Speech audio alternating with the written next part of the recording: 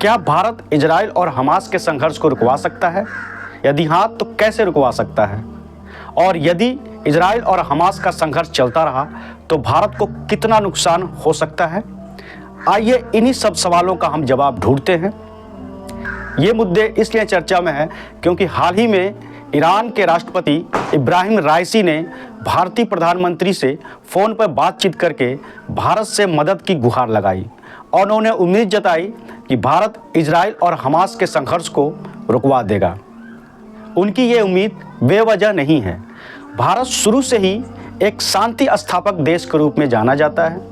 नेहरू के काल से ही भारतीय विदेश नीति हमेशा विश्व में शांति स्थापित करने के प्रयास करती रही है और भारत का इमेज हमेशा एक पीस मेंटेन करने वाले देश का रहा है, चाहे वो शीत युद्ध हो या कोरिया संकट हो या फिर अफ्रीका में नस्लवादी आंदोलन हो।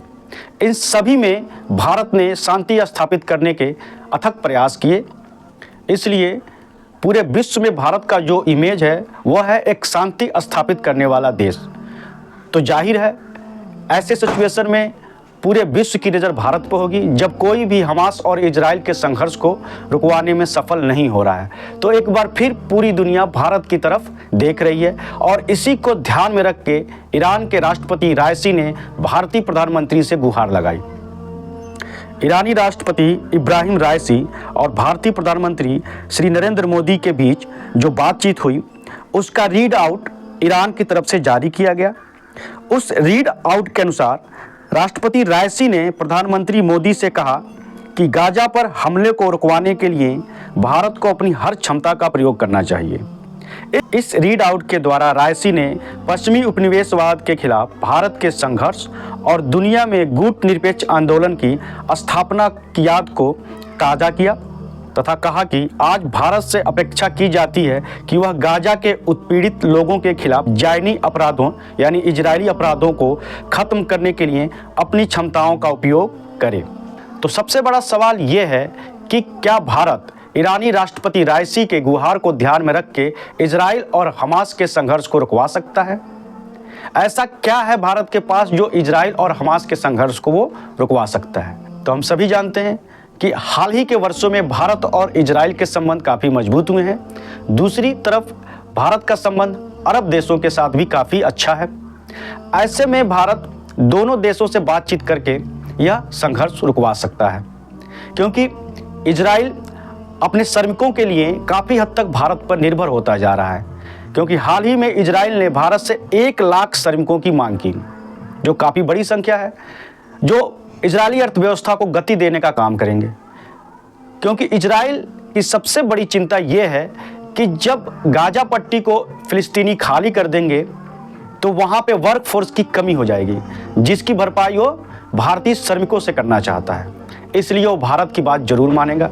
दूसरी तरफ अरब देश भी काफ़ी हद तक भारत पे निर्भर हैं क्योंकि अरब देश में लगभग 90 लाख भारतीय काम करते हैं जो उनके मेन वर्क फोर्स हैं और उनके अर्थव्यवस्था को गति दे रहे हैं। ऐसे में वह भी भारत की बात मानेगा और भारत एक प्रमुख तेल आयातक देश है उन देशों से, तो भारत से बहुत बड़ी रकम उन देशों में जाती है। तो इसके चलते अरब देश भी भारत की बात मानेंगे।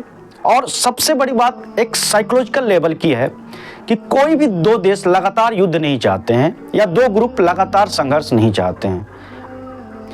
ईगो के कारण वो पहले युद्ध विराम की घोषणा नहीं करते हैं, लेकिन वो चाहते हैं कि कोई एक विश्वसनीय मीडिएटर आए और युद्ध को समाप्त करवा दे। इसी तरह शीत युद्ध के दौरान भारतीय प्रधानमंत्री जवाहरलाल नेहरू ने कई युद्ध समाप्त करवाए थे एक विश्वसनीय मीडिएटर के रूप में। तो ऐसे में अगर भारत पहल करे तो यह संघर्ष रुक सकता है और यदि यह संघर्ष नहीं रुका तो भारी नुकसान उठाना पड़ सकता है भारत को, क्योंकि यह संघर्ष चलता रहा तो अरब देश तेल को एक हथियार के रूप में यूज करेंगे, उसके दाम बढ़ाएंगे और ऐसे में विकसित हो रही अर्थव्यवस्थाओं को काफ़ी नुकसान उठाना पड़ता है क्योंकि अगर तेल के दाम बढ़ेंगे तो ट्रांसपोर्टेशन का खर्च बढ़ेगा और ट्रांसपोर्टेशन का खर्च बढ़ेगा तो प्रत्येक वस्तु के दाम बढ़ेंगे और ऐसी स्थिति में भारत में लागत काफ़ी बढ़ जाएगी जो भारतीय अर्थव्यवस्था को स्लो कर देगी। तो ऐसे में ज़रूरत है भारत को जल्दी से जल्दी पहल करके इस संघर्ष को रुकवा देने की। आपकी इस पर क्या राय है?